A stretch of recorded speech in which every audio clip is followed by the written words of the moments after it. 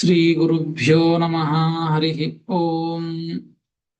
ನಾರಾಯಣಾಯ ಪರಿಪೂರ್ಣಗುಣಾರ್ಣವಾಯ ವಿಶ್ವೋದಯಸ್ಥಿತಿಲಯೋನ್ನಿಯತಿಪ್ರದಾಯ ಜ್ಞಾನಪ್ರದಾಯ ವಿಬುಧಾಸುರಸೌಖ್ಯದುಃಖಸತ್ಕಾರಣಾಯ ವಿತತಾಯ ನಮೋ ನಮಸ್ತೆ. ಅಶೇಷವಾಗ್ಜಾಡ್ಯಮಲಾಪಹಂತ್ರಿ ನವಂ ನವಂ ಸ್ಪಷ್ಟಸುವಾಕ್ಪ್ರದಾಯಿನಿ ಮಮೇಹ ಜಿಹ್ವಾಗ್ರಸುರಂಗನರ್ತಕೀ ಭವಪ್ರಸನ್ನಾ ವದನೆ ಚ ಮೇ ಶ್ರೀಃ. ಅಭ್ರಮಂ ಭಂಗರಹಿತಂ ಅಜಡಂ ವಿಮಲಂ ಸದಾ ಆನಂದತೀರ್ಥಮತುಲಂ ಭಜೆ ತಾಪತ್ರಯಾಪಹಂ. ಯಸ್ಯ ವಾಕ್ಕಾಮಧೇನುರ್ನಃ ಕಾಮಿತಾರ್ಥಾನ್ ಪ್ರಯಚ್ಛತಿ ಸೇವೇತಂ ಜಯಯೋಗೀಂದ್ರಂ ಕಾಮಬಾಣಚ್ಛಿದಂ ಸದಾ. ಪೂಜ್ಯಾಯ ರಾಘವೇಂದ್ರಾಯ ಸತ್ಯಧರ್ಮರತಾಯ ಚ ಭಜತಾಂ ಕಲ್ಪವೃಕ್ಷಾಯ ನಮತಾಂ ಕಾಮಧೇನವೇ. ಸತ್ಯಾಭಿಜ್ಞಕರಾಬ್ಜೋತ್ಥಾನ್ ಪಂಚಾಶದ್ವರ್ಷಪೂಜಕಾನ್ ಸತ್ಯಪ್ರಮೋದತೀರ್ಥಾರ್ಯಾನ್ ನೌಮಿನ್ಯಾಯ ಸುಧಾರತಾನ್. ಆಪಾದಮೌಲಿಪರ್ಯಂತಂ ಗುರುಣಾಂ ಆಕೃತಿಂ ಸ್ಮರೇತ್ ತೇನ ವಿಘ್ನಾಃ ಪ್ರಣಶ್ಯಂತೆ ಸಿದ್ಧ್ಯಂತಿ ಚ ಮನೋರಥಾಃ. ಶ್ರೀ ಗುರುಭ್ಯೋ ನಮಃ. ಹರಿ ಓಂ. ಶ್ರೀಮನ್ ಮಹಾಭಾರತ ತಾತ್ಪರ್ಯ ನಿರ್ಣಯದ 5ನೇ ಅಧ್ಯಾಯ, 4ನೇ ಅಧ್ಯಾಯ. ಆ 4ನೇ ಅಧ್ಯಾಯದಲ್ಲಿ ಬಾಲಕಾಂಡದ ಒಂದು ಕಥಾಭಾಗವನ್ನ ತಿಳಿಸಿ ಕಥಾಭಾಗವನ್ನ ಸಂಗ್ರಹ ಮಾಡಿದ್ದು, ಸಂಪೂರ್ಣವಾಗಿ ಕಥೆಯನ್ನ ಇಲ್ಲಿ ಶ್ರೀಮದಾಚಾರ್ಯರು ತಿಳಿಸ್ತಾ ಇದ್ದದ್ದಲ್ಲ. ಎಲ್ಲಿ ನಿರ್ಣಯವನ್ನ ಮಾಡಬೇಕಾಗಿದೆಯೋ ಆ ಭಾಗವನ್ನ ಮಾತ್ರ ತೆಗೆದುಕೊಂಡು ಸಂಪೂರ್ಣವಾಗಿ ಕಥೆಯನ್ನ ಸಂಗ್ರಹ ಮಾಡಿ ಹೇಳ್ತಾ ಇದ್ದದ್ದು. ಹೀಗಾಗಿ ಬಾಲಕಾಂಡದ ಕಥಾಭಾಗ ನಿರ್ಣಯವನ್ನ 4ನೇ ಅಧ್ಯಾಯದಲ್ಲಿ ಮಾಡಿ ಮುಂದೆ 5ನೇ ಅಧ್ಯಾಯವನ್ನ ತಿಳಿಸ್ತಾರೆ. ಈ 5ನೇ ಅಧ್ಯಾಯದಲ್ಲಿ ಮುಖ್ಯವಾಗಿ ಹನುಮಂತ ದೇವರು ರಾಮಚಂದ್ರ ದೇವರನ್ನ ದರ್ಶನವನ್ನು ಪಡೆದುಕೊಂಡಂತಹ ಒಂದು ಪ್ರಸಂಗ ಈ 5ನೇ ಅಧ್ಯಾಯದಲ್ಲಿ ಮುಖ್ಯವಾದಂತಹದ್ದು. ಈ 5ನೇ ಅಧ್ಯಾಯದಲ್ಲಿ ಹೇಳುವಂತಹದ್ದು ಅಯೋಧ್ಯಾಕಾಂಡ, ಅರಣ್ಯಕಾಂಡ ಕಥಾ ಸಂಗ್ರಹ ತನ್ನಿರ್ಣಯಶ್ಚ. ಅಯೋಧ್ಯಾಕಾಂಡ, ಅರಣ್ಯಕಾಂಡದ ಕಥಾ ಸಂಗ್ರಹ ಮತ್ತು ತನ್ನಿರ್ಣಯ, ಇಲ್ಲಿ ಯಾವುದು ಮುಖ್ಯವೋ ಅದನ್ನ ನಿರ್ಣಯವನ್ನು ಕೂಡ ಮಾಡ್ತಾ ಇದ್ದದ್ದು. ವಿಷಯಾನುಕ್ರಮಣಿಕಾದಲ್ಲಿ ಸಾಮಾನ್ಯವಾಗಿ ಈ ಅಧ್ಯಾಯದ ಒಂದು ವಿಷಯವನ್ನ ತಿಳಿಸಿಕೊಟ್ಟಿದ್ದಾರೆ. ಈ ಅಧ್ಯಾಯದಲ್ಲಿ ಒಟ್ಟಾರೆಯಾಗಿ ಏನೇನು ಕಥೆಗಳು ಬರ್ತವೆ ಅಂತ, ಏನೇನು ಪ್ರಸಂಗಗಳು ಬರ್ತವೆ ಅಂತ ತಿಳಿಸ್ತಾರೆ. 5ನೇ ಅಧ್ಯಾಯದಲ್ಲಿ ಶ್ರೀರಾಮಸ್ಯ ಪಿತ್ರಾಜ್ಞಾ ಪರಿಪಾಲನಾಯ ರಾಜ್ಯಂ ತ್ಯಕ್ತ್ವಾ ವನೇ ವಾಸಃ. ಶ್ರೀರಾಮಚಂದ್ರ ದೇವರು ತಂದೆಯ ಆಜ್ಞೆಯನ್ನ ಪರಿಪಾಲನೆ ಮಾಡಬೇಕು ಅಂತ ರಾಜ್ಯವನ್ನ ಬಿಟ್ಟು ವನದಲ್ಲಿ ವಾಸ ಮಾಡಿದಂತಹ ಒಂದು ವಿಚಾರವನ್ನ ಈ ಅಧ್ಯಾಯದಲ್ಲಿ ಹೇಳ್ತಾ ಇದ್ದದ್ದು. ಮತ್ತು ಸೀತಾಲಕ್ಷ್ಮಣಾಭ್ಯಾಂ ಸಹ ಚಿತ್ರಕೂಟೇ ವಾಸಃ. ಸೀತಾಲಕ್ಷ್ಮಣರಿಂದ ಸಹಿತನಾಗಿ ರಾಮಚಂದ್ರ ದೇವರು ಚಿತ್ರಕೂಟ ಸ್ಥಳದಲ್ಲಿ ವಾಸ ಮಾಡಿದ್ದು. ದಶರಥನ ಒಂದು ಮರಣದ ವಿಚಾರ ಮತ್ತು ಭರತೇನ ಔರ್ಧ್ವದೇಹಿಕ ಕರ್ಮಾನುಷ್ಠಾನಂ. ಭರತ ತಂದೆಯ ದಶರಥ ಮಹಾರಾಜನ ಔರ್ಧ್ವದೇಹಿಕ ಎಲ್ಲ ಕ್ರಿಯೆಗಳನ್ನು ಕೂಡ ಮಾಡಿದಂತಹ ವಿಚಾರ. ತೇನ ರಾಮ ಸವಿಧೇ ಗಮನಂ. ಮುಂದೆ ಭರತ ರಾಮನ ಹತ್ತಿರ ಹೋದಂತಹ ಒಂದು ಪ್ರಸಂಗ. ಮತ್ತು ರಾಮಚಂದ್ರ ದೇವರು ಭರತನಿಗೆ ಪಾದುಕೆಯನ್ನ ಕೊಡುವಂತಹ ಒಂದು ವಿಚಾರ. ಜಯಂತ ವಾಯಸ ಪ್ರಸಂಗ ಮತ್ತು ದಂಡಕಾರಣ್ಯ ವಾಸ. ದಂಡಕಾರಣ್ಯದಲ್ಲಿ ಭಗವಂತ ವಾಸವನ್ನು ಮಾಡಿದಂತಹ ವಿಚಾರ. ಅಲ್ಲಿ ಶರಭಂಗ ಋಷಿಗಳ ಒಂದು ಉದ್ಧಾರ ಮಾಡಿದಂತಹದ್ದು ಮತ್ತು ವಿರಾಧ ಅಂತ ಒಬ್ಬ ಅಸುರನ ವಧೆಯನ್ನ ಮಾಡಿದ್ದು. ಮುಂದೆ ಅಗಸ್ತ್ಯಾಶ್ರಮಕ್ಕೆ ಹೋದಂತಹ ಪ್ರಸಂಗ. ಶೂರ್ಪಣಖ ಪ್ರಸಂಗ. ಶೂರ್ಪಣಖೆಯನ್ನ ಅಲ್ಲಿ ಅವಳ ಮೂಗನ್ನ, ಕಿವಿಯನ್ನ ಕತ್ತರಿಸಿದಂತಹ ಪ್ರಸಂಗ. ಖರದೂಷಣಾದಿ ವಧ. ಖರದೂಷಣ ಅಂತ ಅಷ್ಟರನ್ನ ವಧೆ ಮಾಡಿದ್ದು. ಮತ್ತು ಮಾರೀಚ ಸಂಹಾರ. ಮಾರೀಚನನ್ನ ಸಂಹಾರ ಮಾಡಿದಂತಹ ಪ್ರಸಂಗ. ಮತ್ತೊಂದು ರಾವಣ ಕರ್ತೃಕ ಸೀತಾ ಪ್ರತಿಕೃತಿ ಹರಣಂ. ರಾವಣ ಸೀತಾದೇವಿಯ ಪ್ರತಿಕೃತಿಯನ್ನ ಅಪಹಾರ ಮಾಡಿಕೊಂಡು ಹೋದಂತಹ ಒಂದು ಪ್ರಸಂಗ, ಜಟಾಯುವಿನ ಸದ್ಗತಿಯಾದದ್ದು ಮತ್ತು ಕಬಂಧ ಎಂಬುವಂಥವನ ಸುರನ ಸಂಹಾರ, ಶಬರಿ ಎಂಬುವಂಥವಳ ಉದ್ಧಾರವನ್ನು ಮಾಡಿದಂತಹ ಪ್ರಸಂಗ, ಕೊನೆಯದಾಗಿ ಶ್ರೀರಾಮ ಹನುಮತೋಹೋ ಸಮಾಗಮ, ರಾಮಚಂದ್ರ ದೇವರ ಹನುಮಂತ ದೇವರ ಸಮಾಗಮನವಾಗಿದ್ದು, ರಾಮಚಂದ್ರ ದೇವರ ದರ್ಶನವನ್ನ ಹನುಮಂತ ದೇವರು ಪಡೆದುಕೊಂಡದ್ದು. ಹೀಗಾಗಿ ಇಷ್ಟು ವಿಷಯಗಳು ಈ 5ನೇ ಅಧ್ಯಾಯದಲ್ಲಿ ಶ್ರೀಮದಾಚಾರ್ಯರು ತಿಳಿಸಿಕೊಡ್ತಾ ಇದ್ದಾರೆ. ಮುಖ್ಯವಾಗಿ ಪ್ರಧಾನವಾದದ್ದಿಲ್ಲಿ ರಾಮಚಂದ್ರ ದೇವರನ್ನ ದರ್ಶನವನ್ನ ಪಡೆದುಕೊಂಡದ್ದು ಹನುಮಂತ ದೇವರು. ಅದಕ್ಕಾಗಿ ಈ ಅಧ್ಯಾಯದ ಪ್ರಧಾನ ವಿಷಯವನ್ನ ಇದು ಇಟ್ಟದ್ದು, ಹನುಮತ ಶ್ರೀರಾಮ ದರ್ಶನಂ ಅಂತ ಹೇಳಿ. ಇಷ್ಟು ಈ 5ನೇ ಅಧ್ಯಾಯದ ವಿಷಯಗಳು. ಈ 5ನೇ ಅಧ್ಯಾಯದ ಮೊದಲನೆಯ ಶ್ಲೋಕ. ಈ ಶ್ಲೋಕಕ್ಕೆ ಅವತಾರಿಕೆಯನ್ನ ಟಿಪ್ಪಣಿಕಾರರು ಕೊಡ್ತಾರೆ. ಪೂರ್ವಾಧ್ಯಾಯೇ ಬಾಲಕಾಂಡ ಕಥಾಂ ಉಕ್ತ್ವಾ ಅಯೋಧ್ಯಾಕಾಂಡ ಕಥಾಮಾಹ. ಪೂರ್ವಾಧ್ಯಾಯದಲ್ಲಿ 4ನೇ ಅಧ್ಯಾಯದಲ್ಲಿ ಬಾಲಕಾಂಡದ ಕಥೆಯನ್ನ ಹೇಳಿ ಈ ಶ್ರೀಮದಾಚಾರ್ಯರು ಅಯೋಧ್ಯಾಕಾಂಡದ ಕಥೆಯನ್ನ ತಿಳಿಸ್ತಾ ಇದ್ದಾರೆ. ಮೊದಲನೆಯ ಶ್ಲೋಕ. ಇತ್ತಂ ವಿಶ್ವೇಶ್ವರೇಸ್ಮಿನ್ ನಿಖಿಲ ಜಗದವಸ್ಥಾಪ್ಯ ಸೀತಾ ಸಹಾಯೇ ಭೂಮಿಷ್ಠೇ ಸರ್ವಲೋಕಾಃ ತುತುಷುರನುದಿನಂ ವೃದ್ಧ ಭಕ್ತ್ಯಾ ನಿತಾಂತಂ ರಾಜಾ ರಾಜ್ಯಾಭಿಷೇಕೆ ಪ್ರಕೃತಿ ಜನವಚೋ ಮಾನಯನ್ನಾತ್ಮನೋರ್ಥ್ಯಂ ದಧ್ರೇ ತನ್ವಂತರಾಯಾಃ ಶ್ರುತಿಪಥಮಗಮದ್ ಭೂಮಿಗಾಯಾ ಅಲಕ್ಷ್ಮ್ಯಾಃ. ಇತ್ತಂ ವಿಶ್ವೇಶ್ವರೇಸ್ಮಿನ್ ನಿಖಿಲ ಜಗದವಸ್ಥಾಪ್ಯ ಸೀತಾ ಸಹಾಯೇ ಭೂಮಿಷ್ಠೇ ಸರ್ವಲೋಕಾಸ್ತುತುಷುರನುದಿನಂ ವೃದ್ಧ ಭಕ್ತ್ಯಾ ನಿತಾಂತಂ ರಾಜಾ ರಾಜ್ಯಾಭಿಷೇಕೆ ಪ್ರಕೃತಿ ಜನವಚೋ ಮಾನಯನ್ನಾತ್ಮನೋರ್ಥ್ಯಂ ದಧ್ರೇ ತನ್ವಂತರಾಯಾಃ ಶ್ರುತಿಪಥಮಗಮದ್ ಭೂಮಿಗಾಯಾ ಅಲಕ್ಷ್ಮ್ಯಾಃ ಎಂಬುದಾಗಿ ಮೊದಲನೆಯ ಶ್ಲೋಕ. ಪದವಿಭಾಗ. ಇತ್ತಂ ವಿಶ್ವೇಶ್ವರೇ ಅಸ್ಮಿನ್ ನಿಖಿಲ ಜಗತ್ ಅವಸ್ಥಾಪ್ಯ ಸೀತಾ ಸಹಾಯೇ ಭೂಮಿಷ್ಠೇ ಸರ್ವಲೋಕಾಃ ತುತುಷುಃ ಅನುದಿನಂ ವೃದ್ಧ ಭಕ್ತ್ಯಾ ನಿತಾಂತಂ ರಾಜ ರಾಜ್ಯಾಭಿಷೇಕೆ ಪ್ರಕೃತಿ ಜನವಚಃ ಮಾನಯನ್ ಆತ್ಮನಃ ಅರ್ಥ್ಯಂ ದಧ್ರೇ ತತ್ ಮಂಥರಾಯಾಃ ಶ್ರುತಿಪಥಂ ಅಗಮತ್ ಭೂಮಿಗಾಯಾಃ ಅಲಕ್ಷ್ಮ್ಯಾಃ ಎಂಬುದಾಗಿ ಮೊದಲನೆಯ ಶ್ಲೋಕದ ಪದವಿಭಾಗ.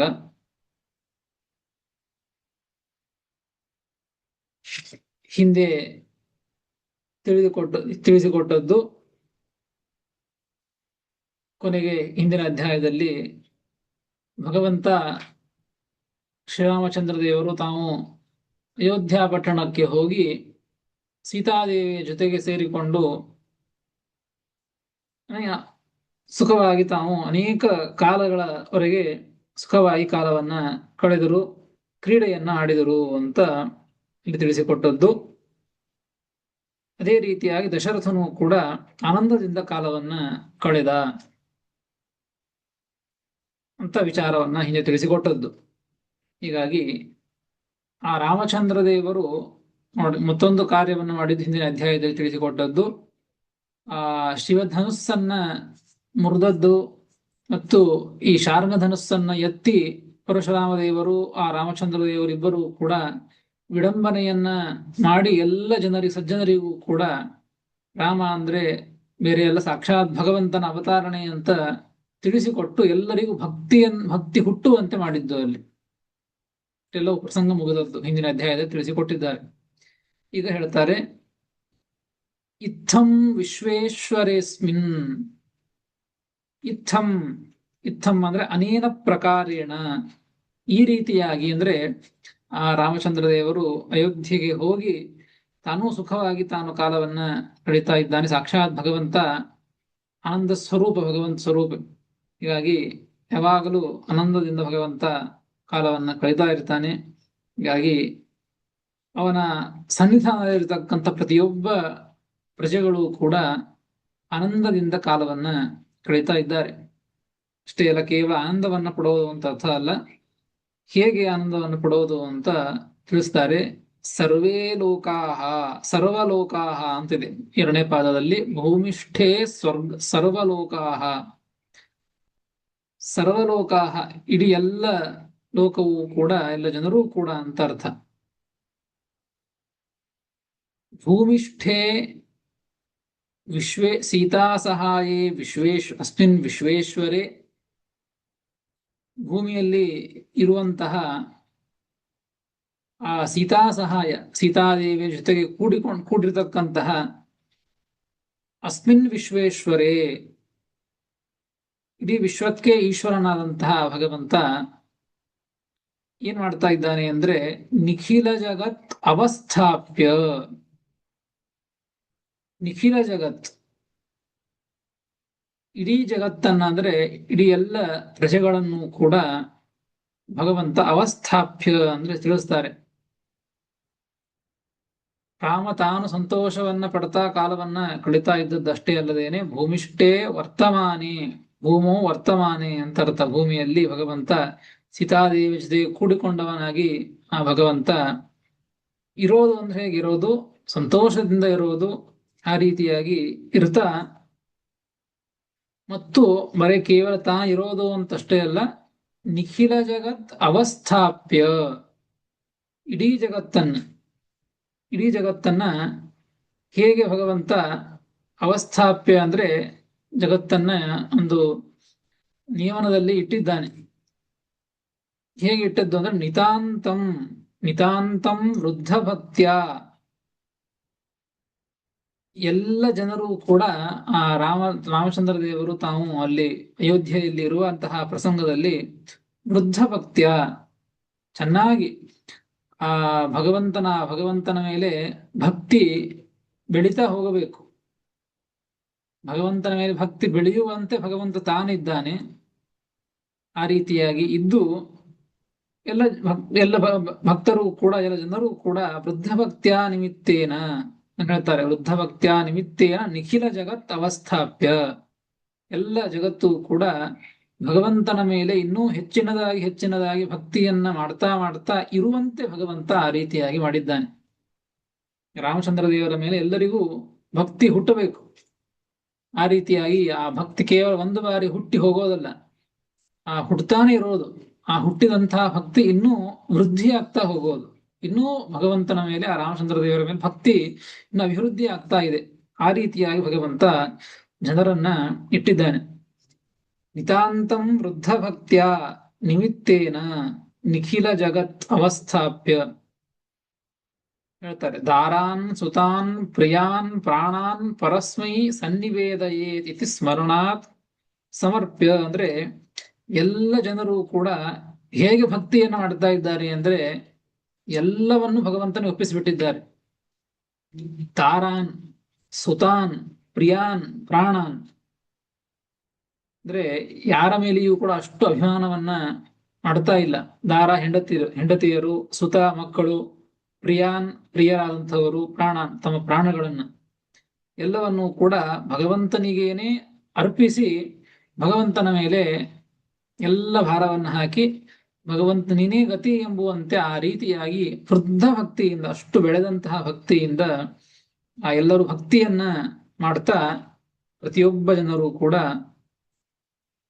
ಅನುದಿನಂ ತುತುಷುಹು ಪ್ರತಿ ದಿವಸವೂ ಕೂಡ ಆ ರೀತಿಯಾಗಿ ಭಕ್ತಿಯನ್ನ ಮಾಡ್ತಾ ಮಾಡ್ತಾ ಮಾಡ್ತಾನೆ ಪ್ರತಿ ದಿವಸವೂ ಕೂಡ ತುತುಷುಹು ಸಂತೋಷದಿಂದ ಕಾಲವನ್ನ ಕಳೆದು ಸಂತೋಷದಿಂದ ಇದ್ರು.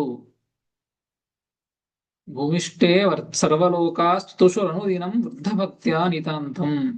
ಅಂದ್ರೆ ಈ ಎರಡು ಪಾದದ ಅರ್ಥ, ಭಗವಂತ ತಾನು ಹರಿ ಜನರು ಧರ್ಮವನ್ನ ಮಾಡಬೇಕು ಅನ್ನುವಂತೆ ತಾನಿದ್ದು ಜನರಿಗೂ ಕೂಡ ಧರ್ಮವನ್ನ ಮಾಡ್ತಾ ಭಕ್ತಿಯನ್ನ ಮಾಡ್ತಾ ಆ ಅತಿಯಾದ ವೃದ್ಧಿಯಾದಂತಹ ಭಕ್ತಿಯನ್ನ ಮಾಡ್ತಾ ಎಲ್ಲ ಜನರು ಕೂಡ ಹರಿ ಸಂತೋಷವನ್ನ ಪಟ್ರು, ಸಂತೋಷವನ್ನ ಹೊಂದಿದರು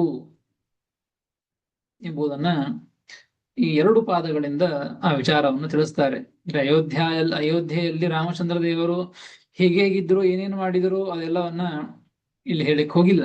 ಸಂಕ್ಷಿಪ್ತವಾಗಿ ರಾಮಚಂದ್ರ ದೇವರು ಧರ್ಮದಿಂದ ಇದ್ದು ಭಕ್ತಿ ಹುಟ್ಟುವಂತೆ ಭಗವಂತ ಮಾಡ್ತಾ ಜನರಿಗೆ ಆ ರೀತಿ ಎಲ್ಲ ಭಗವದ್ಭಕ್ತರು ಕೂಡ ಭಕ್ತಿಯಿಂದ ಆ ಸೇವೆಯನ್ನ ಮಾಡ್ತಾ ಎಲ್ಲವನ್ನ ಒಪ್ಪಿಸಿ ತಾವು ಕೂಡ ಆ ಸಂತೋಷವನ್ನ ಹೊಂದಿದರು ಅಂತ ಈ ಕಥೆಯನ್ನ ಸಂಕ್ಷಿಪ್ತವಾಗಿ ತಿಳಿಸಿಕೊಟ್ಟಿದ್ದಾರೆ.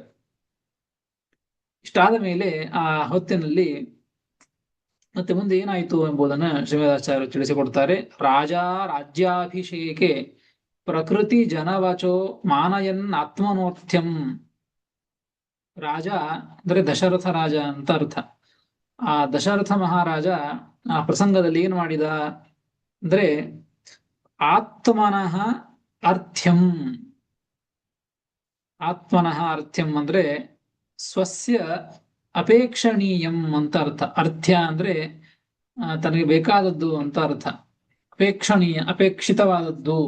ದಶರಥ ರಾಜನಿಗೆ ಏನ್ ಅಪೇಕ್ಷಿತವಾದದ್ದು ಅಂದ್ರೆ ಹೇಳ್ತಾರೆ, ರಾಜ ಆತ್ಮನಃ ಅರ್ಥ್ಯಂ. ದಶರಥ ರಾಜ ತನಗೆ ಅಪೇಕ್ಷಿತವಾದಂತಹ ಒಂದು ವಿಚಾರ ಅಂದ್ರೆ ಅದು ರಾಜ್ಯಾಭಿಷೇಕೆ. ರಾಮನಿಗೆ ರಾಜ್ಯಾಭಿಷೇಕ ಆಗಬೇಕು, ರಾಮನಿಗೆ ಪಟ್ಟಾಭಿಷೇಕ ಆಗಬೇಕು ಅಂದ್ರೆ ಸಿಂಹಾಸನ ರಾಮನನ್ನ ಕೂಡಿಸಬೇಕು, ರಾಮನಿಗೆ ಪಟ್ಟಾಭಿಷೇಕವನ್ನು ಮಾಡಬೇಕು ಅಂತ ದಶರಥ ರಾಜನಿಗೆ ಅಪೇಕ್ಷಿತವಾದದ್ದು. ಹಿರಿಯ ಮಗ, ಒಳ್ಳೆಯ ಸಮರ್ಥನಾದಂಥವನು, ಸಾಕ್ಷಾತ್ ಭಗವಂತನ ಅವತಾರ. ಹೀಗಾಗಿ ಅಂತಹ ರಾಮಚಂದ್ರ ದೇವರನ್ನ ಪಟ್ಟಾಭಿಷೇಕ ಮಾಡಬೇಕು, ಸಾಮ್ರಾಜ್ಯಾಭಿಷೇಕ ವಿಷಯೇ ಅಂತ ತಾನು ಮನಸ್ಸಿನೊಳಗೆ ಅಂದುಕೊಂಡು ಕೇವಲ ರಾಜನಾದಂತಹ ವ್ಯಕ್ತಿ ತಾನು ಅಂದುಕೊಂಡು ಬೇಗನೆ ಅದನ್ನ ನಿರ್ಣಯವನ್ನು ತೆಗೆದುಕೊಳ್ಳುವಂತೆ ಇಲ್ಲ. ತಾನು ಅಂದುಕೊಂಡಂತಹದ್ದನ್ನ ಎಷ್ಟೇ ಯೋಗ್ಯ ರೀತಿಯಿಂದ ಇದ್ದರೂ ಕೂಡ ಮಂತ್ರಿಗಳನ್ನ ಕರೆದು ಮಂತ್ರಿಗಳ ಜೊತೆಗೆ ಸಮಾಲೋಚನೆಯನ್ನ ಮಾಡಿ ಕೆಲವೊಂದು ಬಾರಿ ರಾಜನಿಗೆ ಏನೋ ಒಂದು ಅಜಾನಕ್ಕಾಗಿ ಕೆಟ್ಟ ಕೆಲಸ ಆಗಬಹುದು. ಅದಕ್ಕಾಗಿ ತನ್ನ ತಲೆಯಲ್ಲಿ ಎಷ್ಟೇ ಒಂದು ಬುದ್ಧಿಯಿಂದ ಕೂಡಿದಂತಹ ವಿಚಾರಗಳು ಬಂದರೂ ಕೂಡ ಮಂತ್ರಿಗಳನ್ನ ಕರೆದು ಸಮಾಲೋಚನೆಯನ್ನ ಮಾಡಿ ಆ ನಿರ್ಣಯವನ್ನ ತೆಗೆದುಕೊಳ್ಳಬೇಕು ಅಂತ ತಿಳಿಸಿಕೊಡ್ತಾರೆ. ಅದಕ್ಕೆ ಈ ದಶರಥ ರಾಜ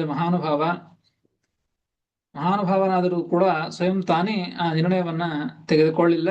ರಾಜ ನೀತಿಯ ಒಂದು ಧರ್ಮ ಏನು, ನಿಯಮಗಳೇನು ಅದನ್ನ ಅನುಸರಿಸಿಕೊಂಡು ದಶರಥ ರಾಜ ತಾನು ಏನ್ ಮಾಡಿದ ಅಂದ್ರೆ ಅರ್ಥ್ಯಂ ಅಪೇಕ್ಷಣೀಯಂ, ತನಗೆ ಅಪೇಕ್ಷಿತವಾದಂತಹದ್ದು ರಾಜ್ಯಾಭಿಷೇಕೆ. ಯಾರಿಗೆ ರಾಜ್ಯಾಭಿಷೇಕ? ರಾಮಸ್ಯ ರಾಜ್ಯಾಭಿಷೇಕ ವಿಷಯ ಅಂತ ಅರ್ಥ. ರಾಮಚಂದ್ರ ದೇವರಿಗೆ ಪಟ್ಟಾಭಿಷೇಕ ಮಾಡಬೇಕು ಎನ್ನುವಂತಹ ವಿಷಯದೊಳಗೆ ಏನ್ ಮಾಡಿದ ಅಂದ್ರೆ ಪ್ರಕೃತಿ ಜನವಚಃ ಮಾನಯನ್ ದಧ್ರೇ. ಪ್ರಕೃತಿ ಜನ ಅಂದ್ರೆ ಮಂತ್ರಿ ಜನ ಅಂತ ಅರ್ಥ. ಪ್ರಕೃತಿ ಜನೈಹಿ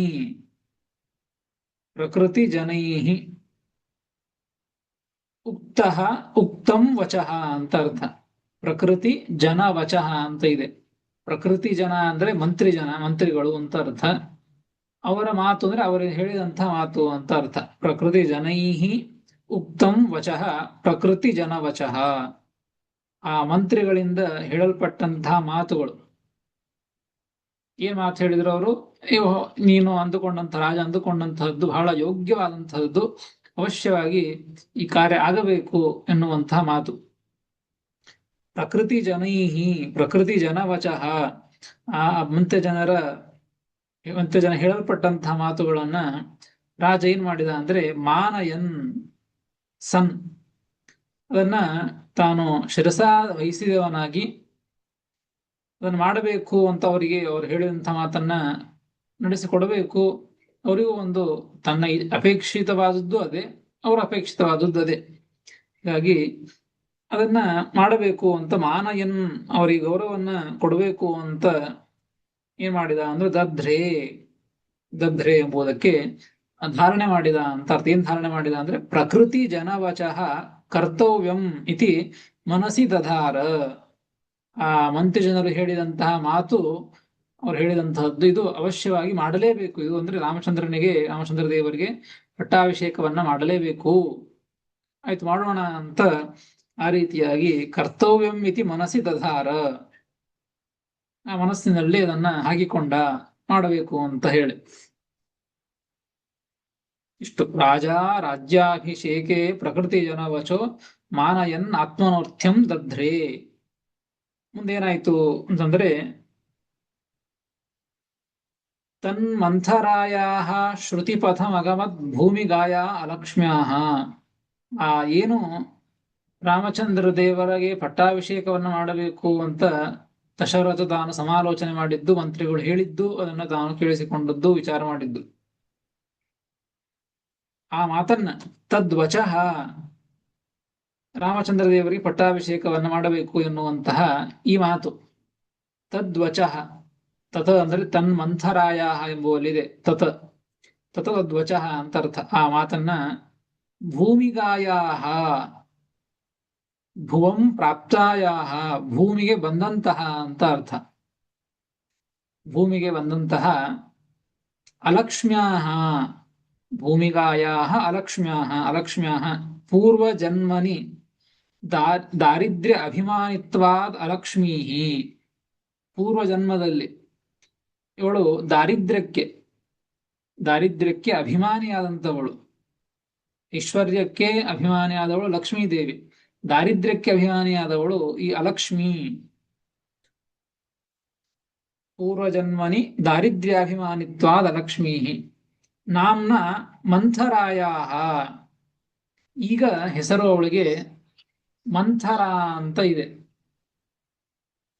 ಮಂಥರಾಯಾಹ, ಅವಳೇನಾಗಿದ್ದಾಳೆ ಅಂದ್ರೆ ಆ ಅಲಕ್ಷ್ಮಿ ಮಂಥರ ಅಂತ ಹೆಸರಿನಿಂದ ಕೈಕೇಯಿ ದಾಸಿತ್ವೇನ, ಅದು ಶ್ಲೋಕದಲ್ಲಿ ಇಲ್ಲ, ಅದನ್ನ ಟಿಪ್ಪಣಿಕಾರ ತಿಳಿಸಿಕೊಡ್ತಾರೆ. ಕೈಕೇಯಿ ದಾಸಿತ್ವೇನ, ಕೈಕೇಯಿಗೆ ದಾಸಿಯಾಗಿ ಸೇವಕಿಯಾಗಿ ಹುಟ್ಟಿದ್ದಾಳೆ. ಮಂಥರ ನಾಮ್ಯಾಹ ಅಂತವಳು ಹುಟ್ಟಿದ್ದಾಳೆ.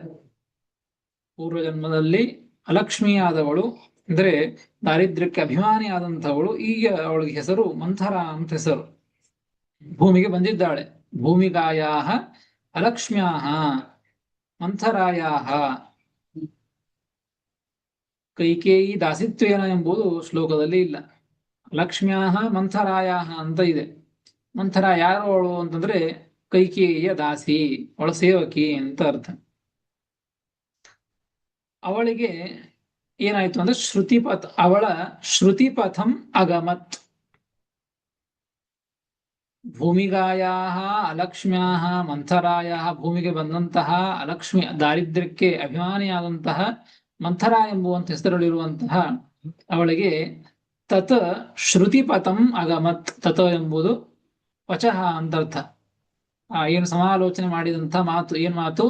ರಾಮನಿಗೆ ಪಟ್ಟಾಭಿಷೇಕವನ್ನು ಮಾಡಬೇಕು ಎನ್ನುವಂತಹ ಮಾತು, ಮಾಡೋಣ ಎಂಬುವಂತಹ ಮಾತು. ಇಂತಹ ಮಾತು ಶ್ರುತಿಪಥಂ ಅಗಮತ್. ಶ್ರುತೇಹೇ ಶ್ರವಣೇಂದ್ರಿಯಸ್ಯ ಪಥಂ ಮಾರ್ಗಂ ಅಗಮತ್ ಅಂತ ಅರ್ಥ. ಶ್ರುತಿಪಥ, ಪಥ ಅಂದ್ರೆ ಮಾರ್ಗ. ಯಾವ ಪಥ, ಯಾವ ಮಾರ್ಗ ಅಂದ್ರೆ ಶ್ರುತಿಪಥ, ಶ್ರವಣೇಂದ್ರಿಯದ ಮಾರ್ಗಕ್ಕೆ ಹೋಯಿತು. ಮಂಥರೆಯ ಶ್ರವಣೇಂದ್ರಿಯ ಮಾರ್ಗಕ್ಕೆ ಹೋಯಿತು ಅಂದ್ರೆ ಅದಕ್ಕೆ ಆ ತಾತ್ಪರ್ಯಾರ್ಥವನ್ನ ಬರೀತಾರೆ. ಏನು ಅಂದ್ರೆ ವಾಕ್ಯಂ ಅಶೃಣೋದಿತಿ ಭಾವ. ಅವಳ ಶ್ರುತಿಪಥ, ಶ್ರವಣೇಂದ್ರಿಯದ ಮಾರ್ಗ ಅಂದ್ರೆ ಕಿವಿ ಅಂತ ಅರ್ಥ. ಆ ಶ್ರೋತ್ರೇಂದ್ರಿಯಕ್ಕೆ ಬಿತ್ತು, ಶ್ರೋತ್ರೇಂದ್ರಿಯವನ್ನು ಹೊಂದಿತು ಅಂದ್ರೆ ಅವಳು ಅದನ್ನ ಕೇಳಿಸಿಕೊಂಡ್ಲು ಅಂತ ಅರ್ಥ.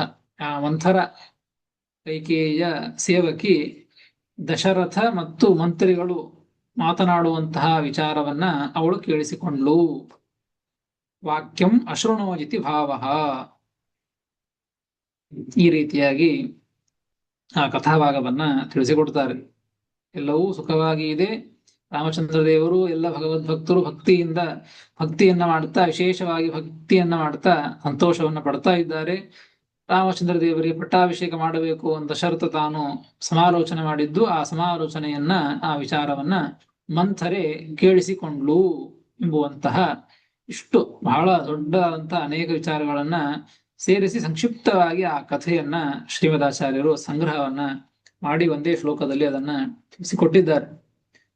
ಇಷ್ಟು ತಿಳಿಸಿ ಮತ್ತೆ ಮುಂದಿನ ಶ್ಲೋಕದಲ್ಲಿ ಆ ಮಂಥರ ಇವಳು ಅಲಕ್ಷ್ಮಿ ಅಂತ ತಿಳಿಸಿಕೊಟ್ಟಿದ್ದು. ಇಂತಹ ಅಲಕ್ಷ್ಮಿ, ದಾರಿದ್ರ್ಯಕ್ಕೆ ಅಭಿಮಾನಿಯಾದಂತಹ ಈ ಅಲಕ್ಷ್ಮಿ ಹಿಂದೆ ಏನಾಗಿ ಹುಟ್ಟಿದ್ಲು, ಹೇಗೆ ಹುಟ್ಟಿದಳು, ಹೇಗೆ ದಾರಿದ್ರ್ಯಕ್ಕೆ ಅಭಿಮಾನಿ ಹೇಗೆ, ಮತ್ತು ಈಗ ಯಾಕೆ ಅವಳು ಈ ಕೈಕೇಯಿಯ ದಾಸಿಯಾಗಿ ಬಂದು ಹುಟ್ಟಿದ್ದು, ಮತ್ತು ಇದನ್ನ ಕೇಳಿಸಿಕೊಂಡು ಅವಳೇನು ಮಾಡ್ಲಿಕ್ಕೆ ಹೊರಟದ್ದು, ಎಲ್ಲ ವಿಚಾರವನ್ನು ಕೂಡ ಮತ್ತೆ ಮುಂದಿನ ಶ್ಲೋಕದಲ್ಲಿ ಶ್ರೀಮದಾಚಾರ್ಯರನ್ನ ತಿಳಿಸಿಕೊಡ್ತಾರೆ. ಅದನ್ನು ಮತ್ತೆ ನಾಳೆ ತಿಳಿದುಕೊಳ್ಳೋಣ ಅಂತ ಹೇಳ್ತೇನೆ. ಶ್ರೀಕೃಷ್ಣಾರ್ಪಣಮಸ್ತು. ಹರೇ ನಮಃ. ನಮಸ್ಕಾರ ಹರೇ ನಮಃ ಗುರುಗಳೇ. ನಮಸ್ಕಾರ. ಶ್ರೀಕೃಷ್ಣ. ನಮಸ್ಕಾರ ಆಚಾರ್ಯ. ಕೃಷ್ಣಾರ್ಪಣ. ಹರೇ ನಮಃ. ನಮಸ್ಕಾರ ಆಚಾರ್ಯ. ಹರೇ ನಮಃ.